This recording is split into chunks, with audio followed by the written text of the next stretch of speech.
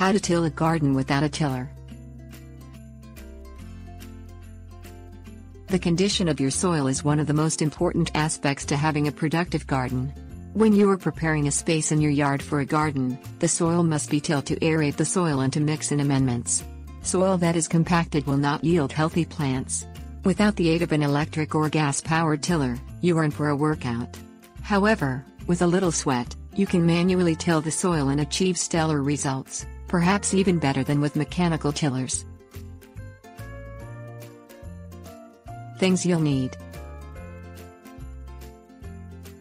gardening gloves, garden spade D-handle, metal rake. Protect your hands with a pair of gardening gloves. This will prevent blisters from forming on your hands during the tilling process. Select a garden location where the soil is neither consistently dry nor wet. Most gardens fare well in moderate to full sunlight with well-drained soil. Determining the pH of the soil is also a strong consideration. Soils that are too acidic or alkaline need either treatment with lime or peat moss to correct the composition. Move to one corner of the area that needs to be tilled and insert the spade 6 to 8 inches down into the soil. Push the handle down to pry up and turn over the soil. Repeat this process all the way around the perimeter of the garden.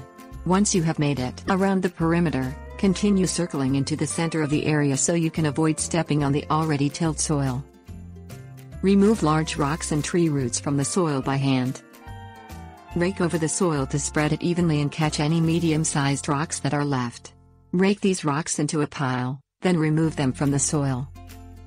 Break apart large clumps of soil with the head of the rake and integrate them into the garden. Till any spots that have been compacted to complete the process.